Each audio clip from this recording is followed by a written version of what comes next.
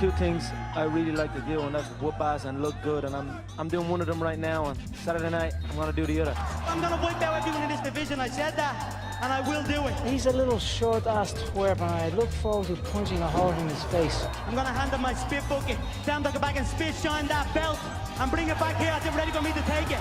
I'm sitting up here with my feet on the desk. What's anyone up there gonna do about it?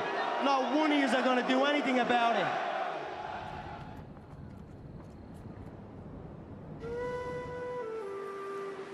Conor was born in Dublin City in one of the national maternity hospitals here, 12th of July 1988. Midwife turned to my wife and said, this guy is going to be a boxer, because he came out of the womb with his fists clenched. So he was destined to be a fighter, I think. I had many fights growing up, as most young boys do from where I'm from and around this area. Get into fights. I won some and I lost some. When he went boxing, I remember he turned to us and says, "Why didn't you put me in boxing earlier?" He knew that was for him. Conor first stepped into my gym when he was about 16. Conor did stand out early on in that he could hit hard, and he also had let's call it a gregarious personality.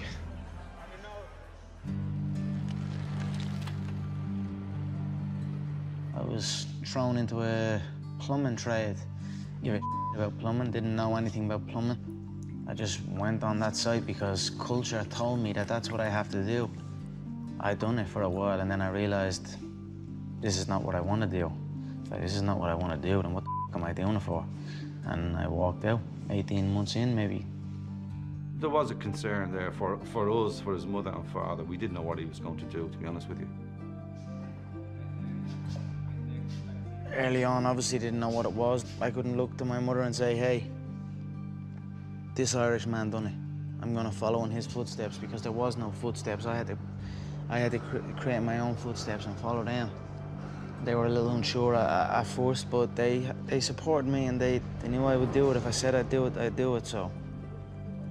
I was actually in Ireland, and people kept coming up to me and talking about Conor McGregor.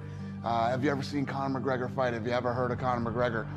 Well, I came back to Vegas and talked to the matchmakers, and they had heard of him. So I flew him out from Ireland. He and I went out to dinner. He told me he's on what's called the dole, which is basically unemployment over there. When I left that dinner, I said, I don't know if this kid can fight, but if he can even fight a little bit, he's going to be a huge star.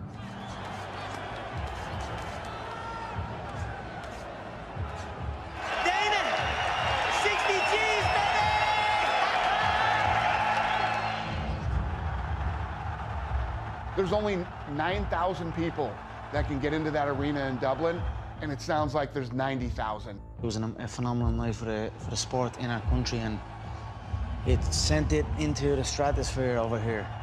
We're not here just to take part, we're here to take over. He wasn't in the UFC to make up numbers. He wasn't there to be a token Irish guy. He was there to take over, and that's what happened over the last 12, 24 months. The numbers don't lie. No pointed home, no battle draw. Dead sound, it's red tattoo.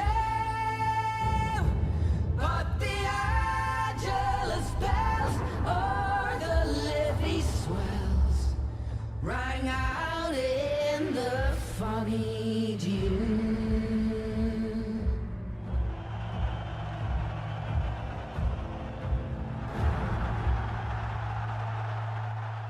When Conor won the interim title and he beat Chad Mendes, I think it boosted the confidence of European fighters that they can compete at this level.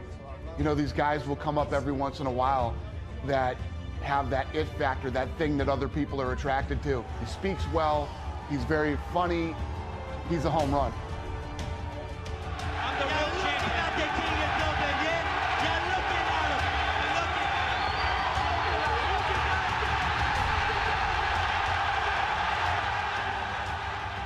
This next fight is done and dusted. It's over. It's been over since January of this year.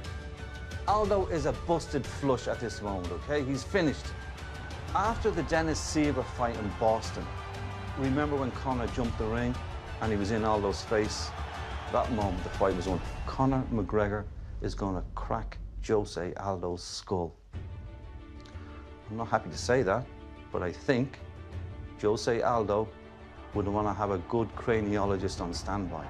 Look into my eyes, little man. Little Brazilian. Ooh, vamos, hey. If he shows up, he will be agitated, he will be over-emotional. If I half faint, he will overreact. He will drain himself from this. He will panic. He will overload on the right hand. I will slip the right hand and bang the left hook. That will be the beginning of the end. McGregor, how long is it going to take you to rip his head off? It will be done in one.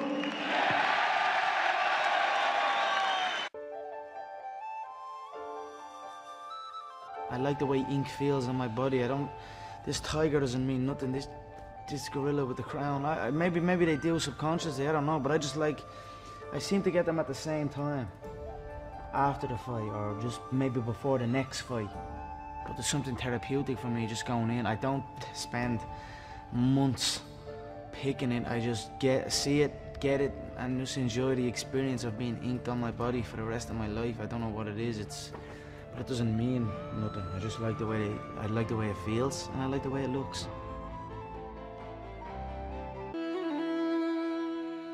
Balance is everything. Life as a whole is about balance. So nothing else. If you think about it, when you're born, what's the first thing you learn? You learn how to control your head. You learn how to balance your neck muscles.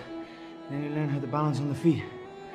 Somewhere along the way, you forget balance. So I like to always keep my balance sharp. I feel when I'm balanced and controlled in my frame, I have confidence in my frame, I can throw any shot or I can move in any sequence.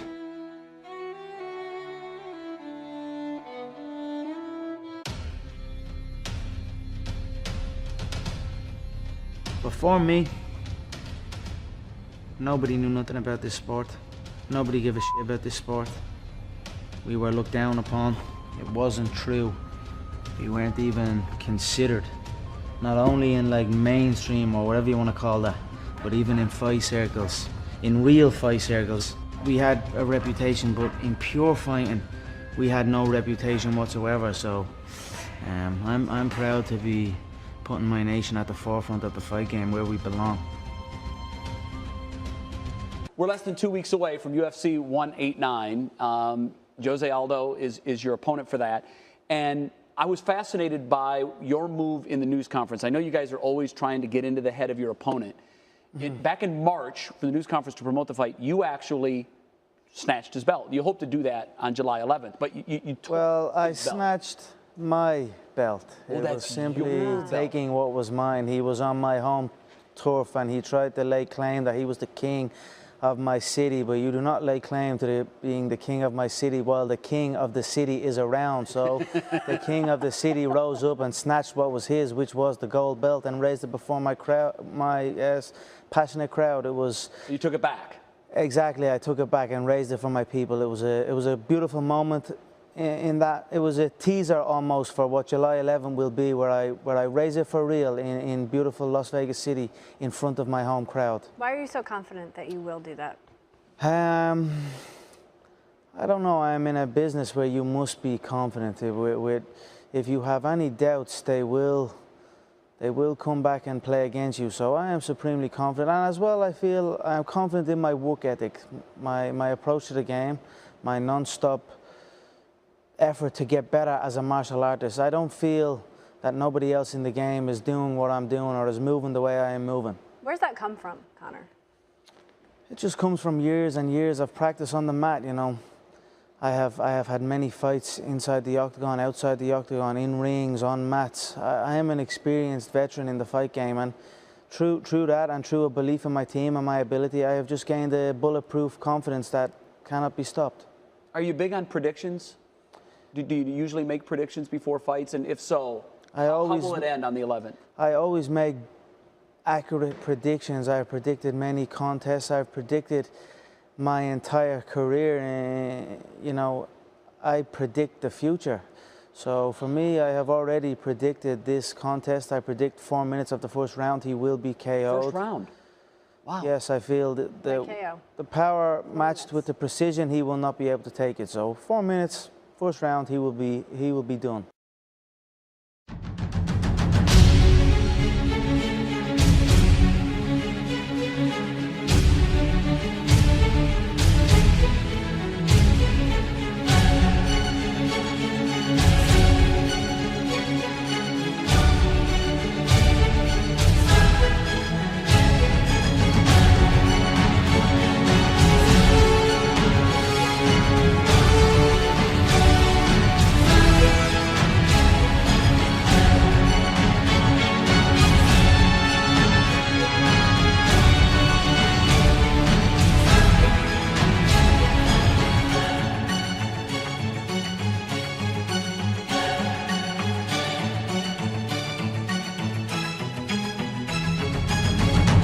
Ich träume und die Welt erzittert.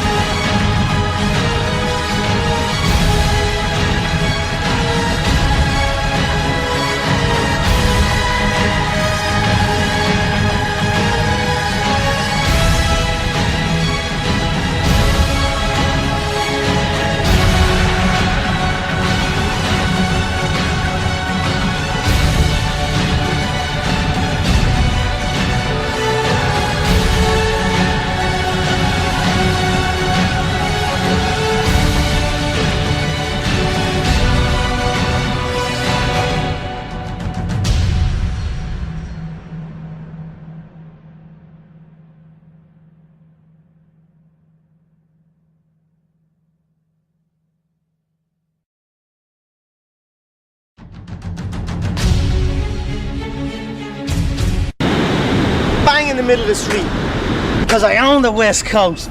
What do you mean cross? Yeah, in the middle of the street I walk. Who's gonna stop me? Anyone gonna stop me? From Flow Rider. My car!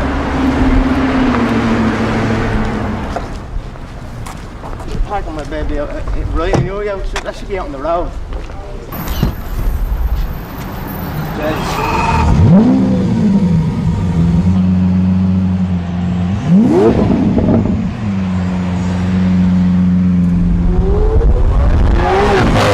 Fast, it's powerful.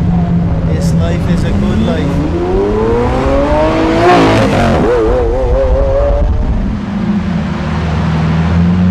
Oh my gosh, What's up, bud? How are you? the best press conference ever. Now we're down here. Just wasting time. What else are you gonna do? Train, eat, shop. I come down here and blow a load of money on my beautiful woman and myself. And it motivates me to push and keep going. Not many people from where I come from experience this. So I'm just happy and grateful and motivated. I'm gonna go eat and then I'm gonna go walk.